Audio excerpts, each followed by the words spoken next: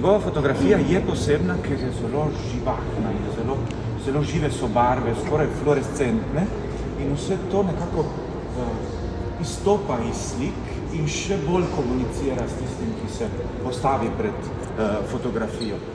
Razstava ni urejena po nekem kronološkem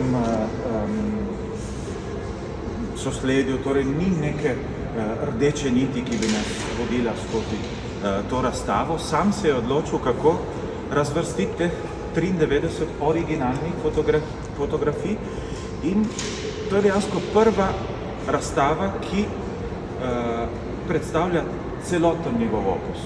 Torej so različne teme, ki so ga skozi njegovo kariero nekako spremljale. Fotografija mu dopušča neko drugačno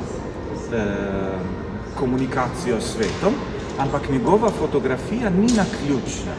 Je vse zelo dobro naštudirano, lahko mesece dela na postavitvi nekega seta in šele potem par klikov in ima pravo fotografijo, tisto, ki si je on zamislil. Intervju magazin je prvi, ki mu da neko delo in edino, kar mu Warhol reče, je vsi tisti, ki jih boš fotografiral, morajo izpasti izredno lepi.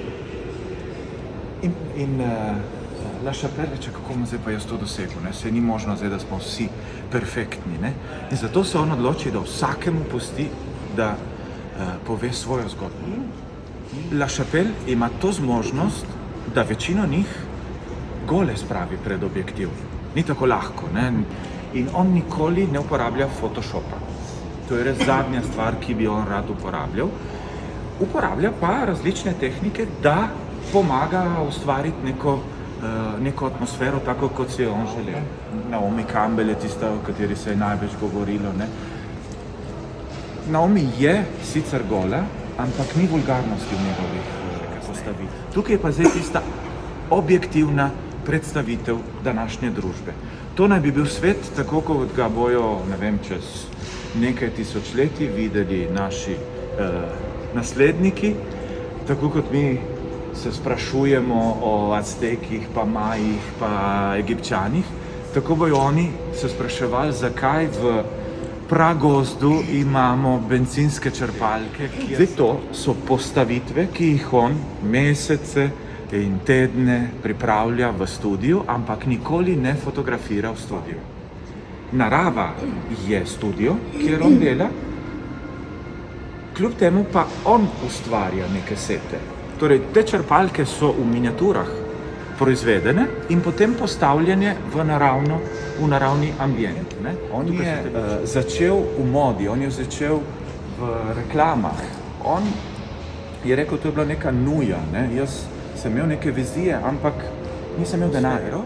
Ampak fotografiranje je vedno v naravi. On je obrtnik. Ne, vse je prav.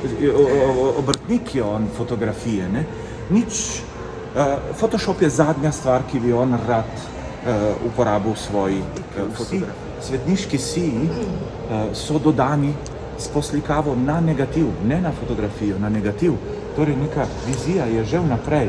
On se tega nauči od mame. V tistih časih ni bilo predogleda fotografije, ne? To je bilo vse improvizirano. Šele ko se je razvila fotografija, si videl pol dejanski efekt. Trenutek v njegovem življenju, ker se je počutil, da on dela tisto, kar njega predstavlja. Ne? Ni bilo zdaj to pomembno, da ga kliče Madonna, ampak da on zagovarja neko svojo umetniško integriteto. Ne? Golota ni vulgarna, ni nikoli preveč, ni nikoli odveč. Karkoli on sporoča, ni nikoli neka kritika družbe, ampak je samo tisto, kar delate vi, novinari. Ne? Poročate, kaj se dogaja v današnji družbi. Ne? Ko sem prvič prebral, da gre za avtoportret, sem bil prepričan, da sem narobe prebral. On sam sebe predstavi kot eno hišo z različnimi sobami, s tistim, kar pokažemo navzven, neki golobčki, mi smo vedno pridni, mi imamo vse vedno radi. Ne? Notor je pa vsega malo, ne? Pa smo perfektni, pa smo popolnoma suhi in imamo perfektno postavo, pa tudi ne kakšen dan, odvisno kako se zbudimo. Ne? Potem je neka religiozna naša plat, potem je neka perverzija, ne, ki sobiva vseh nas.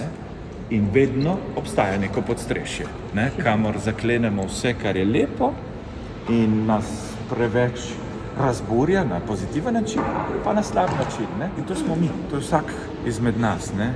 In tako nekako si predstavlja samega sebe, ampak tudi mislim, da mi smo kar vsi zajeti tja noter. Ne.